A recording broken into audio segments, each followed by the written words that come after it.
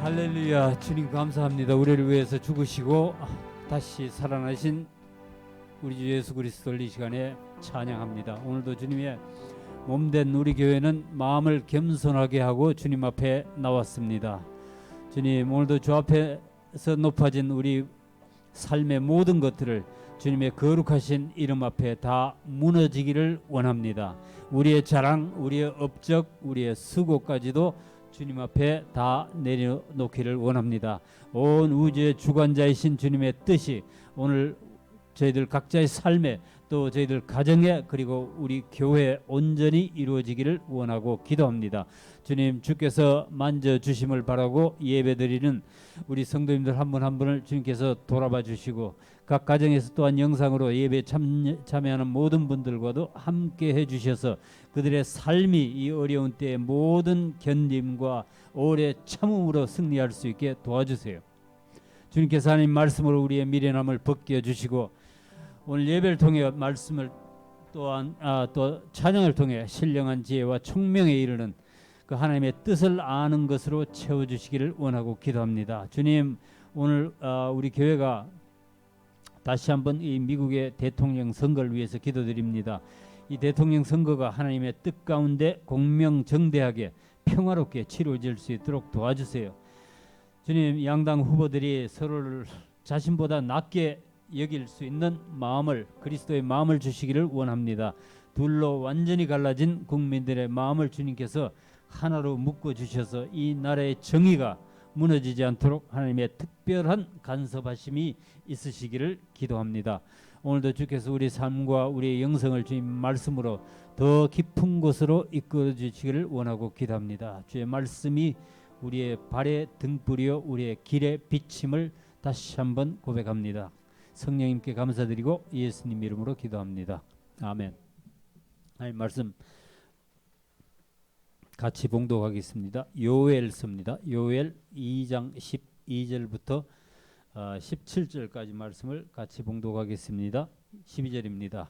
시작. 여호와의 말씀에 너희는 이제라도 금식하고 울며 애통하고 마음을 다하여 내게로 돌아오라 하셨나니 너희는 옷을 찢지 말고 마음을 찢고 너희 하나님 여호와께로 돌아올지어다.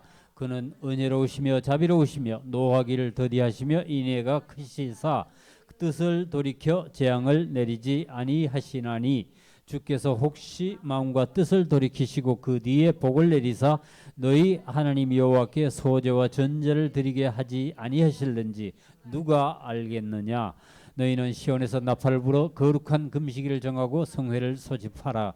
백성을 모아 그 모임을 거룩하게 하고 장로들을 모으며 어린이와 젖 먹는 자를 모으며 신랑을 그 방에서 나오게 하며 신부도 그 신방에서 나오게 하고 여호와를 섬기는 제사장들은 낭실과 제단 사이에서 울며 이르기를 여호와여 주의 백성을 불쌍히 여기소서 주의 기업을 욕되게 하여 나라들로 그들을 관할하지 못하게 하옵소서. 어찌하여 이방인으로 그들의 하나님이 어디 있느냐 말하게 하겠나이까 할지어다. 아멘.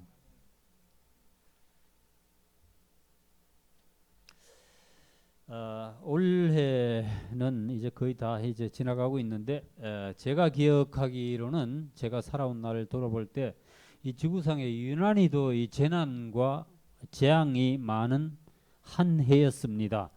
코로나 바이러스를 제외하고도 홍수나 태풍이나 허리케인, 산불 등의 그런 재난의 소식이 끊어지지 않았던 한 해였습니다. 엊그제도 루이지아나에 그 허리케인이 하나 들이닥쳤죠. 이름 뭐였어요?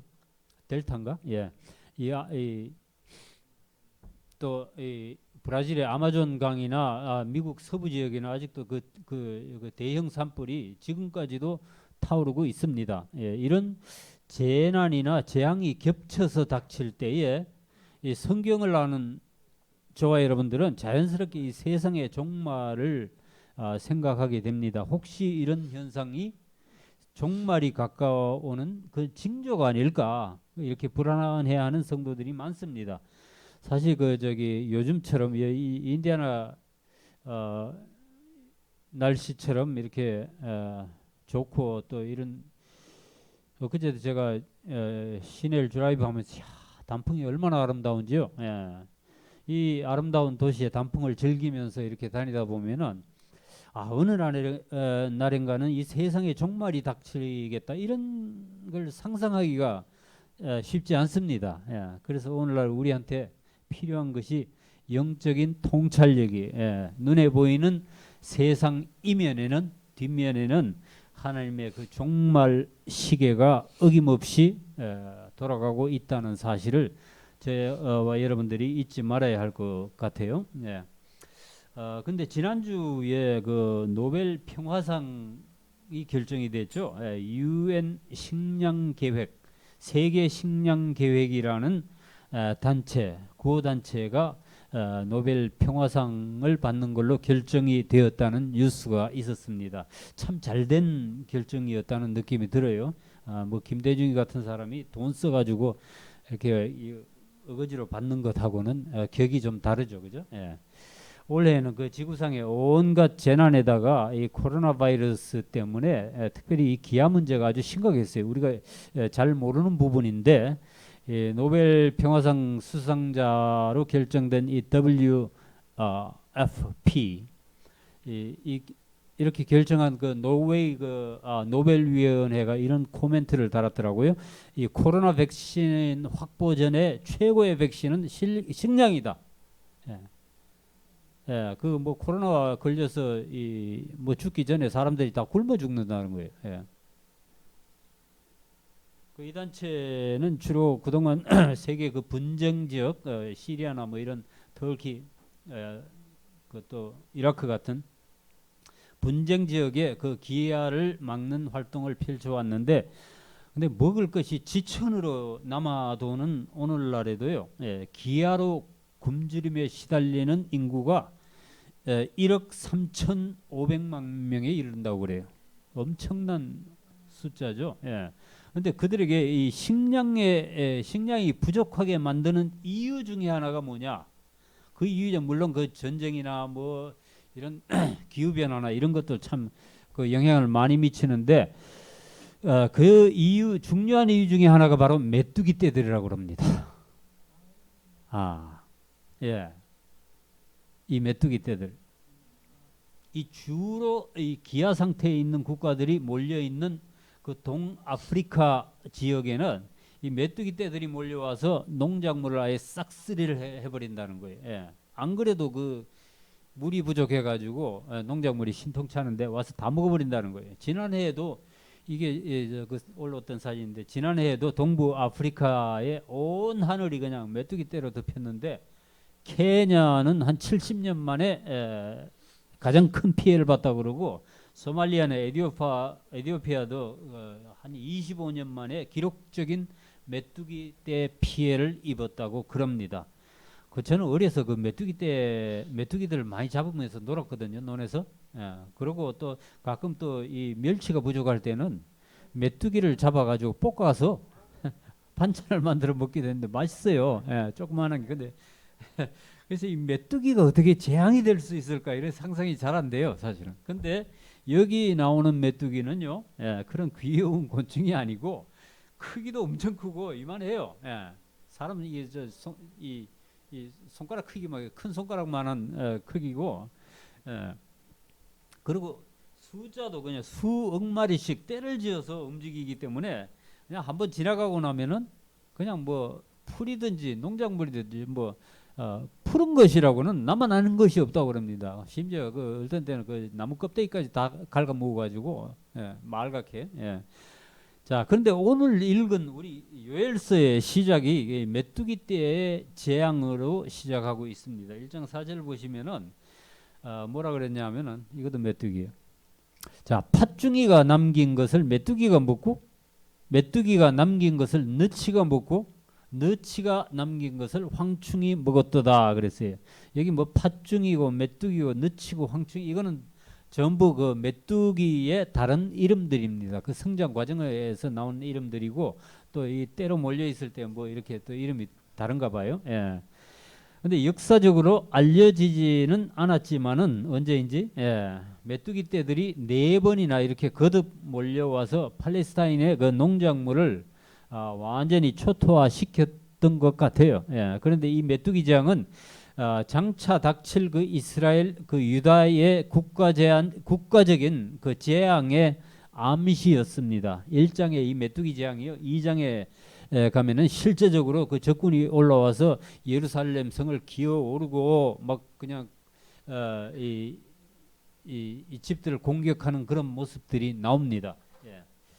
제가 요한계시록 강해 설교가 끝난 뒤에 사실은 그 우리 그 성경 읽는 스케줄이 있잖아요. 1년 통독 스케줄이 있는데 그거 따라가면서 그 주에 나오는 말씀 중에서 그 본문을 선택하려고 제가 생각을 하고 따라갔었는데 호세아서 지난주에 호세아서 우리 들어오면서부터는 우리가 이 소선지서들을 차례로 한번 공부해 나가 봤으면 좋겠다 이런 생각이 들었어요. 예. 우리가 그 언제 그 다시 그 선지서들을 들여다볼 기회가 있겠어요, 그죠? 그래서 오늘 그 순서에 따라서 요엘서를 제가 선택을 했습니다. 요엘서는요 성경에서 이 호세아서하고 아모스서 사이에 있는데 아마도 요엘이 그들과 비슷한 시대에 활동한 선지자가 아니었을까 싶습니다. 뭐 다른 의견도 있어요. 그 포로기 후기에 선지자였다는 설도 있는데 요엘이 어떤 선지자인지 혹은 어느 시대의 사람이었는지 전혀 나와 있지 않습니다. 그냥 1장 1절에 부두엘의 아들 이 요엘의 예언이라 하나님 말씀이라고 그랬어요. 그러니까 여러분들 그런 거는 별로 신경 안 쓰셔도 돼요. 성경에서 분명하게 시대를 말해주지 않았다면은 그게 별로 중요하지 않기 때문일 거예요. 예. 자, 거의 모든 예언서들이 그 비슷한 패턴을 보여주고 있는데 요엘서도 크게 두 부분으로 나뉩니다. 공부하실 분들은 한번 참고하세요. 예, 1장 1절부터 2장 17절까지가 이제 하나님의 심판에 관해서 나오고 그 다음에 2장 18절부터 3장 21절 마지막까지가 하나님의 그 구원과 회복에 대한 메시지가 전달됩니다. 그리고 요엘서의 중심 주제는 여호와의 날입니다. 혹은 여호와의 크고 두려운 날이에요. 예. 이 말씀이 구약에서 한 14번 정도 나오는데 그중에 5번이 이 요엘서에 집중되어 있습니다. 스바냐서에도 나오고 물론 아모스에서도 그 말씀이 나오는데 자, 근데 이 요엘서의 여호와의 날은 이중적인 면이 있습니다. 먼저 여호와의 날은 정죄와 심판의 날이에요. 이 하나님을 믿지 않는 자들에게나 혹시 하나님께 빚이 많은 자들에게는 이 날이 결산의 날이 되기 때문에 정말로 크고 두려운 날이 될 겁니다. 반면에 주님을 믿는 하나님의 자녀들에게는 굉장히 어떤 면에서는 굉장히 흥분되고 기다려지는 날이 될 수도 있습니다. 예, 구원받은 성도들에게는 그날이 주님을 페이스 투 페이스 이렇게 얼굴을 대하고 만나는 날이고 주님께서 우리에게 약속하신 모든 언약들이 성취되는 것을 우리가 눈으로 확인할 수 있는 날이 되기 때문에 굉장히 익사이링한 날이 될 수도 있어요. 예. 자, 요엘서를 통해서 오늘 우리 교회 저와 여러분들에게 말씀하시는 하나님의 음성이 무엇인가 이렇게 생각을 해봤는데 오늘 우리가 지나고 있는 이 특별한 시대에 요엘서의 말씀은 교회의 회개를 촉구하는 것 같습니다. 회개입니다. 코로나 바이러스로 교회 예배가 중단되고 온라인으로 전환된 지가 벌써 반년이 지나가고 있는데 이런 비상한 때에 요엘서를 통해서 하나님께서 주님의 교회들에게 보내는 메시지는 회개예요. 철저한 회개를 요구하고 있습니다. 1장 13절에 이런 말씀이 있어요. 제사장들아 너희는 굵은 배로 동이고 슬피 울지어다.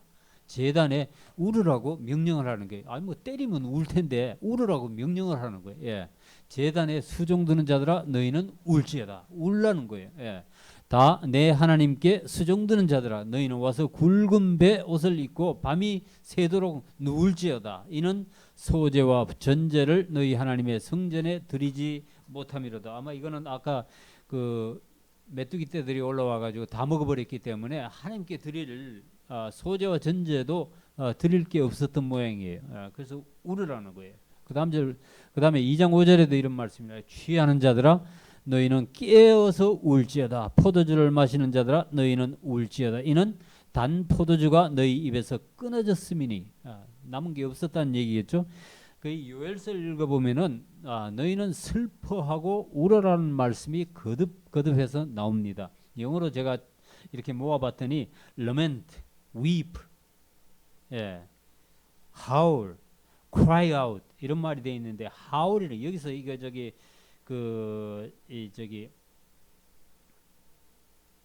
깨어서 울지어다 그랬는데 여기서 howl이라 그랬죠. howl. 이 howl이란 거는 그 늑대나 여우들이요 밤중에 그 배가 고파서 울부짖는 소리를 흉내낸 말이에요. 하울 그러죠, 그죠? 예. 그 하울이에요, 하울. 예. 짐승들처럼요 그렇게 좀 굶주린 심정으로 너희도 그렇게 울부짖어서 기도하라는 뜻일 겁니다. 요즘은 정말 그렇게 울부짖어도 부족할 만큼 시국이 하수상한데도 우리는 도무지 그런 심정이 들지를 않는다는 게 문제죠. 우리가 사실 감성을 많이 잃어버렸고 심정이 좀 너무 각박해진 것 같아요. 요즘 세대가 그렇게 되는 것 같아요. 그래서 하나님께서는 이런 때에 우리를 회개로 부르신다는 거예요. 그것도 철저한 회개로 부르신다는 거예요. 그 다음 절 보니까 12절 보니까 여호와의 말씀은 너희는 이제라도 금식하고 울며 애통하고 마음을 다하여 내게로 돌아오라 하셨나니. 이런 때에 우리가 하나님께로 돌아갈 수 있는 출구는 금식과 기도밖에 없는 듯합니다. 하나님께서 뭐라 그랬어요? Yet even now, 이제라도 너희가 내게로 돌아오라 라고 부르십니다. 이것은 아직도 늦지 않았다는 말씀이죠. 아직도 그들에게는, 아직도 우리에게는 회개의 기회가 있다는 말씀입니다. 고린도후서 6장에는 그런 말씀이 있죠. 보라 지금은 은혜 받을 만한 때요, 보라 지금은 구원의 날이로다. 자, 이 우리 기독교 신앙에서는요 이 지금이 중요합니다. 지금. 내 귀에 나를 초청하시는 하나님의 음성이 들리는 그 순간, 일상생활에서 내가 그냥 살아가다가 하나님의 말씀이 퍼뜩 이렇게 내 기억에서 살아나는 순간, 바로 그때가 은혜 받을 때고 바로 그때가 구원받을 날이라는 거예요. 지금이 중요하다는 거예요. 그 당시 이스라엘 사람들은요 아주 회개하는 데는 전라이가 너무 익숙해져 있었던 것 같아요. 재난이나 무슨 재앙이 닥치면요 위로 왕으로부터 아래로 백성들까지 바로 그냥 옷을 찢고 죄를 뒤집어 쓰고 회개를 했습니다. 그런 건 너무 잘했어요. 습관적으로. 그러나 하나님이 보시기에는 그들의 회개는 의식적이었지 진정성은 없었던 것 같아요. 뭐 그저 그렇게 해야 된다고 배웠으니까 그냥 따라 했던 거예요. 그죠? 하나님은 그들에게 아까운 옷을 찢지 말고 대신 마음을 찢고 내게로 돌아오라 이렇게 말씀을 하십니다. 13절 말씀이에요. 너희는 옷을 찢지 말고 마음을 찢고 너희 하나님 여호와께로 돌아올지어다. 이 말씀을 보면서 저는 참 반성이 많이 되었습니다. 이 이스라엘 백성들처럼 우리도 회개를 좀 너무 건성으로 요식적으로 하는 것 아닌가. 교회에서도요 이제는 이 사람들이 이 회개하라는 메시지는 듣기도 싫어하는 것 같고요. 제가 말씀을 이렇게 던져보면은 그 부딪혀서 되돌아오는 느낌이 있잖아요. 그죠? 그래서 저도 그런 메시지는 되도록이면 피하게 되는데, 그러나 오늘날 같은 이런 때에는요 이 회개밖에는 출구가 없다는 그런 느낌도 들어요. 오늘 우리가 읽은 말씀도 그렇죠. 하나님께서는 우리한테 좀 더 철저한, 좀 더 진실한 회개를 요구하십니다. 왜냐하면은 우리 회개의 진정성이 없으면은 우리는 그 회개로 변화받지 못합니다. 회개가 소용이 없는 거예요. 그러니까 회개를 통해서 변화받지 않으면은 우리는 똑같은 죄를 계속 반복할 수밖에 없어요. 이 회개란 게 뭐 내가 그냥 가다가 잠깐 서서 이게 아니지 그러고 또 가고 이게 아니에요. 예. 그냥 가다가 잘못되면 에이씨 그러고 그러고 마는 이게 회개가 아니라고. 예. 회개는요 돌이키는 겁니다. 유턴하는 것이 회개죠. 예. 내가 생각도 돌이키고 내 말도 돌이키고 걸어가던 내 발걸음도 잘못됐네 돌이키는 거예요. 돌아서 가야 되는 게 이게 참된 회개예요. 예. 회개가 여러분들 제대로 되었는지는 어떻게 확인할 수 있느냐? 방법이 있어요. 예. 내가 똑같은 죄를 회개하고 나서도 또 짓는지 그거 보면 알 수 있는 거예요. 예. 자, 근데 어디로 돌이키는 것이 회개인가? 요엘은 뭐라고 했어요? 너희가 너희 하나님 여호와께로 돌아올지어다 그랬어요. 예. 이 말은 백성들이 멀리 가 있었다는 건데 어디로부터 멀리 갔느냐 하면은 하나님으로부터 너무 멀리 떠나가 있었다는 거예요. 예, 그래서 그들이 돌아온다면은 어디로 돌아오냐? 하나님께로 돌아와야 된다는 거예요. 예. 영어로 우리 그런 말 가끔 쓰죠. You've gone too far. 네가 너무 많이 갔기 때문에 너무 늦었다. 이런데 근데 하나님은 안 그러신 것 같아. 예. 자, 그래서 이 하나님께서는 이렇게 돌아오게 하시기 위해서 이스라엘 백성에게 메뚜기 재앙도 보내시고 바벨론 군대도 보내시고 그러신 거예요. 예. 백성들이 하나님께 돌아오게 하시려고. 결국 여기서 네 옷을 찢지 말고 네 마음을 찢으라는 것은 사실 우리 자신을 부인하라는 말입니다. 예. 지금껏 내가 옳다고 생각하고 살았던 것, 내 눈에 좋게 보이는 대로 판단하고 살았는데 내가 그거 잘못되었다. 예. 이거 내려놓고 포기하는 것 사실은 절대로 쉽지 않습니다. 예. 마음이 찢어지는 것 같은 고통이 따를 때도 있어요. 예. 근데 내가 살기 위해서는 다른 길은 없는 것 같아요. 여기서 네 마음을 찢으라는 말은 그러니까 아프더라도 네 인생을 바꾸라 그런 뜻이에요. 예. 저와 여러분들이 정말 회개를 한번 다시 한번 생각하고 회개하는 자세를 좀 바꿨으면 좋겠습니다. 예. 제가 지난주에도 그런 말씀을 드린 적이 있는데 하나님께서 우리에게 재앙을 내리시고 징계하실 때에는 항상 이 회복을 염두에 두고 계시다는 것. 예. 하나님께서 우리를 이 무릎 꿇게 하고 징계하는데 목표가 있는 것은 아니죠. 예. 하나님께서는 우리가 하나님께로 돌아오게 하시려는데 목적이 있으신 겁니다. 그러니까 우리가 좀 더 확실하게 돌아서게 하시려고 우리한테 좀 더 철저한 회개를 요구하시는 겁니다. 하나님의 회복은 그러니까 회개를 전제로 회개를 조건으로 약속이 되어 있습니다. 우리가 회개하여야만 하나님께서도 우리를 회복해 주실 수 있다는 말씀이죠. 회개하여야만. 예.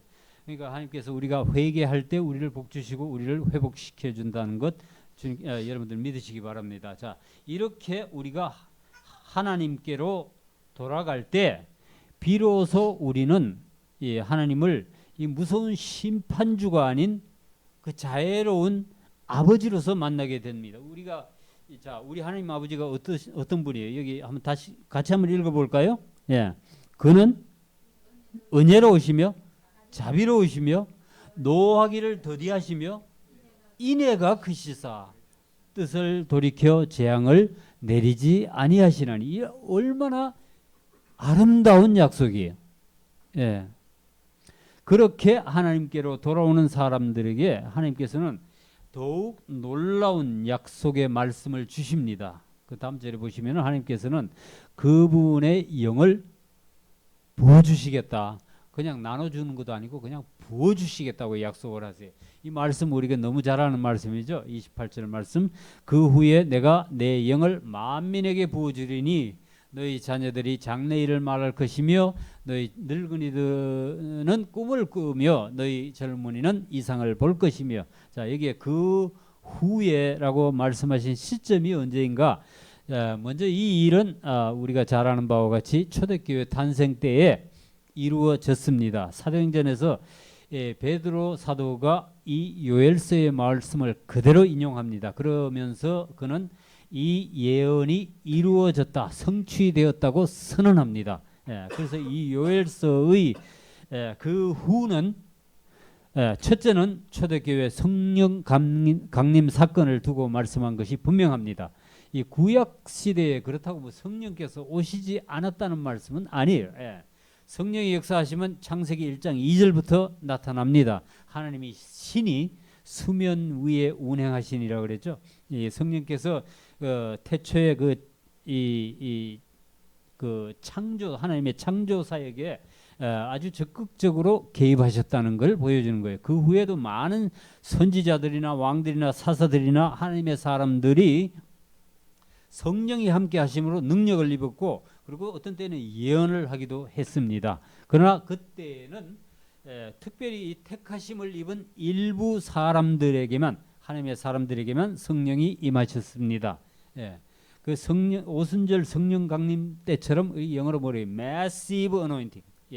그냥 하나님께서 성령을 물 붓듯이 아니면 그 consuming fire 삼키는 물처럼 막 활활 타는 불처럼 이렇게 만민에게 부어준 적은 없었습니다. 뭐라고 그랬어요? 너희 자녀들이 성령에 충만해서 예언을 할 것이고 늙은이들이 성령으로 꿈을 꿀 것이고 전 늙어가면서 이상하게 잠이 줄고요. 꿈이 적어지는 게 참 고민인데 꿈 꾼다 그래도 꾸겠죠.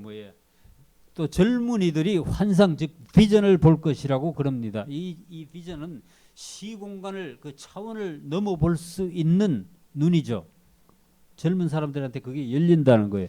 또한 하나님은 성령을 남종과 여종에게도 부어주신다고 약속을 하십니다. 여기서 말씀하는 이 남종과 여종은요, 우리가 고상한 말로 부르는 하나님의 종들 기름 부음 받은 종 이런 뜻이 아니에요. 실제로 종살이를 하는 이방인 노예들을 지칭하는 말입니다. 얼마나 이 놀라우신 하나님의 약속이에요. 자, 읽어볼까요? 그때에 내가 또 내 영을 남종과 여종에게 부어줄 것이며 내가 이적을 하늘과 땅에 베풀리니 곧 피와 불과 연기 기둥이라. 그런데 우리가 다음 말씀 이어지는 말씀 읽어보면은 이 예언이 초대교회에서 끝난 일이 아니고 저 멀리 그 세상의 종말을 가리키고 있었다는 것을 알 수 있습니다. 하나님께서 이적을 하늘과 땅에 베푸시라고 말씀하시죠. 그 이적이란 게 뭐라고 했어요? 피와 불과 연기 기둥이라고. 이 피는 많은 사람들의 죽음을 상징한다고 볼 수 있습니다. 그리고 불과 연기 기둥은요, 하나님의 심판을 말씀하실 때 성경에 늘 그 등장하는 표현입니다. 그리고 그때에는 해가 어두워지고 달이 또한 핏빛같이 변한다고 말씀하죠. 31절을 보면은 여호와의 크고 두려운 날이 이르기 전에 해가 어두워지고 달이 핏빛같이 변하려니와. 여기서 말씀하는 여호와의 크고 두려운 날은 하나님의 최후 심판을 예언하고 있다는 것이 분명합니다. 제자들이 그 종말에 있을 징조가 무엇입니까? 그리고 질문했을 때 예수님도 똑같이 대답하셨어요. 그 날 환난 후에 즉시 뭐부터 해가 어두워지며 달이 빛을 내지 않으며 별들이 하늘에서 떨어지며 하늘의 권능들이 흔들리리라 그러셨죠. 마태복음 24절. 베드로도 그랬어요. 그날에는 하늘이 큰 소리로 떠나가고 체질이 물질이 뜨거운 불에 풀어지고 땅과 그 중에 있는 모든 것들이 드러난다고 그랬습니다. 자, 세상의 종말에는 이런 우주적인 현상이 나타날 것이라는 말씀이죠. 그런데 여호와의 날이 아무리 크고 두려운 날이라도 전혀 무섭지 않은 자들이 있습니다. 아무리 박정희가 옛날에 무섭고 독한 사람이라고 그러는데 그 딸들한테는 꼼짝 못했다 그러죠 아마. 백성들이 왕 앞에 나오면은 두려움으로 그의 앞에 엎드리겠지만은 왕자나 공주들은 아무도 그를 무서워하지 않잖아요. 마찬가지로 여러분들이 하나님의 자녀들이라면은 이 여호와의 날은 전혀 두려움이 대상이 아닌 겁니다. 만약 종말이 오는 것이 두렵고 싫은 분들이 있으면은 내가 이 구원이 있나? 구원을 받았나? 그것부터 확인해 보시기 바랍니다. 자, 32절 말씀에 누구든지 여호와의 이름을 부르는 자는 구원을 얻으리니 이는 나 여호와의 말대로 시온산과 예루살렘에서 피할 자가 있을 것이며 남은 자 중에 나 여호와의 부름을 받을 자가 있을 것임이니라. 누구든지 여호와의 이름을 부르는 자는 구원을 얻는다고 그랬습니다. 말세에 이런 하나님의 특별한 은총이 있으시리라는 겁니다. 그런데 여호와의 이름을 부른다는 말이 무슨 뜻일까요? 어떤 교회들은 보니까 기도할 때마다 그냥 소리 높여 주여 주여 이걸 하고 기도하대. 이거 잘하면 구원이 보장이 될까요? 안 그러면 뭐 삼각산 같은데 가서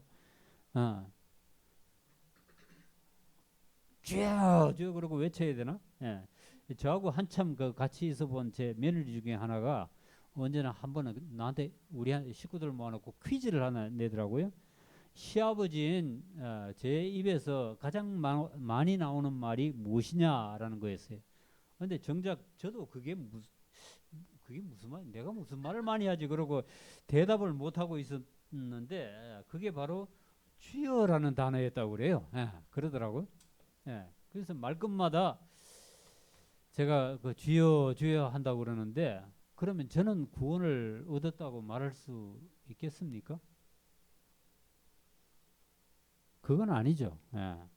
제가 주여 할 때는요, 그 주의 이름을 부르는 것하고는 전혀 상관이 없습니다. 그저 제 입에 발린 말이 주여인 거예요. 기가 막힌 일을 당했을 때도 주여 하고요. 옆에서 마누라가 억울한 소리를 해대도 그냥 주여 합니다. 어떡 하겠어요? 같이 붙어 싸울 수도 없고. 그러니까 한숨 대신에 부르는 이름이 주여인 거예요. 근데 여기서 여호와의 이름을 부른다는 말은 그런 의미가 아니죠.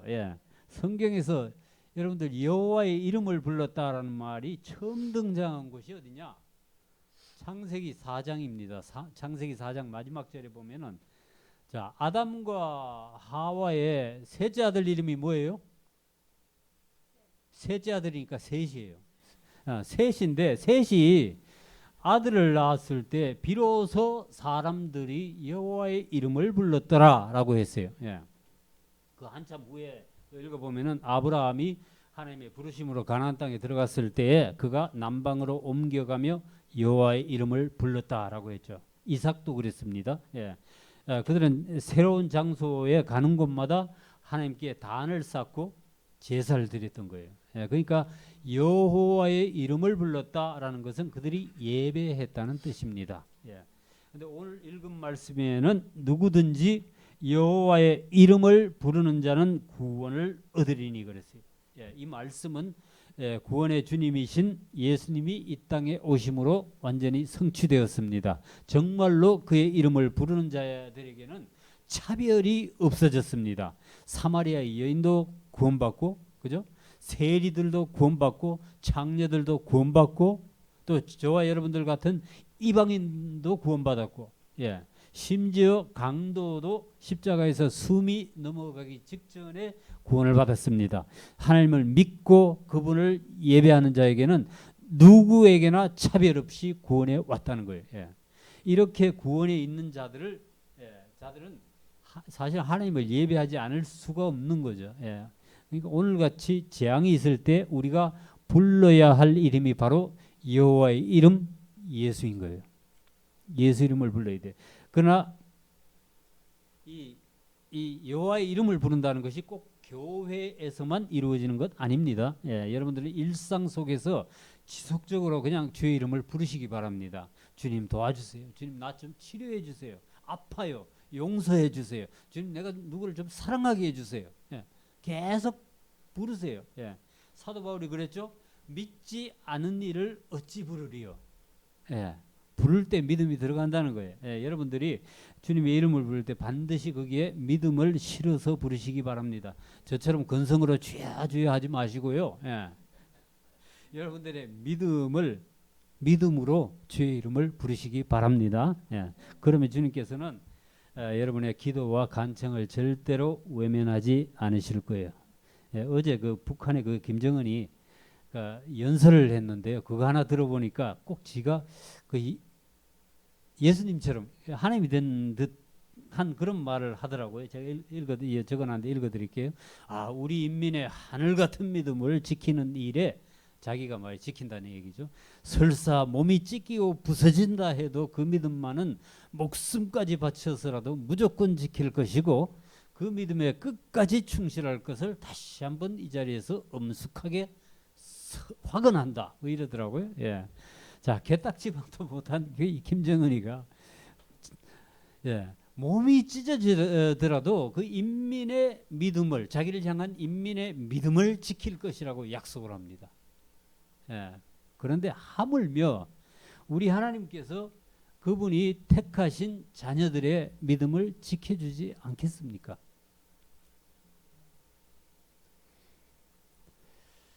저와 여러분들은 이 굴곡이 참 많았던 현대사에서 그래도 이 평안한 세대를 살아왔습니다. 우린 지금까지 전쟁도 겪지 않았고, 권사님은 뭐 겪으셨지만 어려서 몰랐잖아요 그때는. 그 겪은 게 아니죠, 그죠? 안개 다녔으니까. 무슨 대단한 지구적인 재앙을 직접 당한 적도 없습니다. 근데 올해 이 코로나 바이러스라는 무시무시한 재앙을 당하게 되었어요. 어떤 때는 이런 생각이 들어요. 야, 내가 죽기 전에 어쩌다 이런 재앙을 다 겪게 되는구나. 근데 하나님께서 우리를 그분에게로 돌아오게 하시려고 이런 것도 허락하신다는 거예요. 메뚜기 때도 보내고 바벨론 군대도 보내고. 요엘 선지자가 그 재앙을 보면서 이스라엘이 하나님 앞에 얼마나 큰 죄를 지었는가를 깨달았습니다. 그리고 진심으로 회개하면 하나님께서 생각을 바꾸실 것이라는 것도 알았어요. 우리도 이런 바이러스 재앙을 보면서 좀 생각하는 게 있어야 돼요. 그냥 뭐 요즘 뭐라 그랬다, 집콕 그러면서 집 안에 앉아가지고 유튜브나 보라고 하나님이 이런 재앙을 허락하셨을까요? 우리가 재앙을 만났을 때에는 그 재앙을 허락하신 하나님을 만나라는 뜻입니다. 이 재앙을 통해서도 우리는 성령의 음성을 들을 수 있어야 돼요. 우리가 자주 인용하는 말씀인데, 이런 어려운 때 특별히 우리가 기도하는 마음으로 읽어봐야 됩니다. 역대하 7장 13절 말씀. 혹 내가 하늘을 닫고 비를 내리지 아니하거나, 혹 내가 그랬어요. 이 주어가 누군지 잘 알으셔야 돼요. 하나님이 보내시는 거예요. 혹 메뚜기들에게 토산을 먹게 하거나, 이것도 하나님이 하신다는 거예요. 혹 전염병이 내 백성 가운데 유행하게 할 때에, 요즘 상황이 좀 이해가 되시죠? 자, 그 다음에 뭐라고 했어요? 내 이름으로 일컫는 내 백성이 그들의 악한 길에서 떠나 스스로를 낮추고 기도하여 내 얼굴을 찾으면 내가 하늘에서 듣고 그들의 죄를 사하고 그들의 땅을 고칠지라. 자, 오늘같이 세상에 이런 전염병이 유행할 때에는요, 우리가 먼저 하나님께로 돌아갈 때라는 거, 이거부터 생각을 해야 돼. 누가 이런 때에 하나님 앞에 정말 기도할 수 있겠어요? 세상 사람들이 기도해요? 그 사람들 그거 모르잖아요. 그냥 주저앉아 탄식이나 하지. 자, 내 이름으로 일컫는 내 백성, 즉 저와 여러분들밖에 없는 거예요. 이런 재앙의 날에 먼저 하나님의 백성인 우리가 우리의 악한 길에서 떠나야 합니다. 그리고 우리가 스스로 마음을 낮추고 기도해야 된다는 거예요. 자, 마음을 낮추라고 그랬죠, 여기. 그죠? 스스로를 낮춰서 기도해야 된다.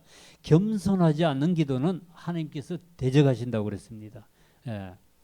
하나님의 얼굴을 찾는다라는 말은 오늘 우리가 읽은 본문에 여호와의 이름을 부른다라는 말과 맥락이 같습니다. 우리가 교회에서나 교회 밖에서나 참된 예배자가 되어야 함을 말씀하고 있습니다.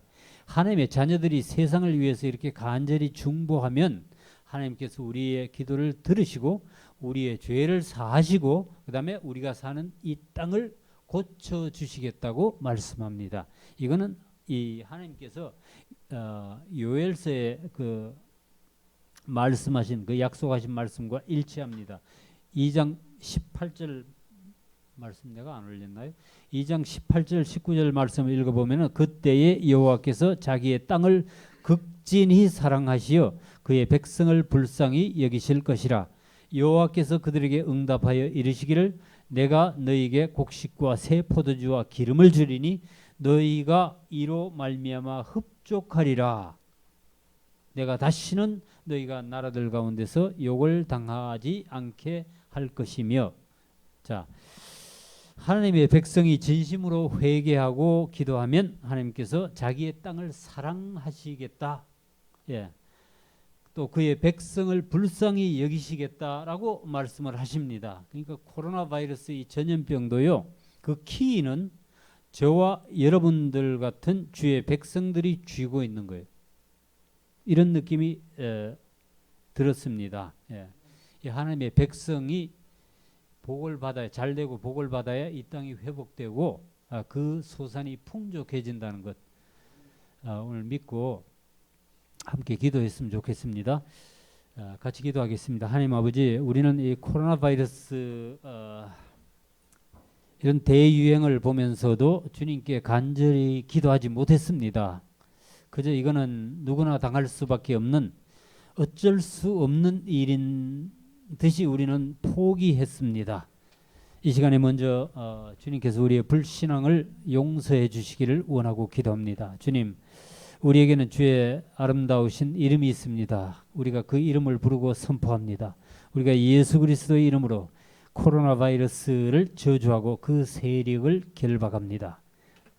주님의 이름에 능력이 있고 그 이름에 권세가 있고 그 이름에 치유가 있음을 믿습니다. 주님, 우리의 이 기도를 들으시고 전염병이 창궐한 이 땅을 고쳐주시기를 원하고 기도합니다. 오늘 이 지구상의 모든 교회들이 드리는 예배를 주께서 기뻐 받으시고 주님께서 치유 광선을 보내시고 이 땅을 회복시켜 주시기를 원하고 기도합니다. 주님, 우리가 주님의 말씀 앞에 좀 더 겸손해 주기를 원하고 오늘 주님 앞에 결단합니다.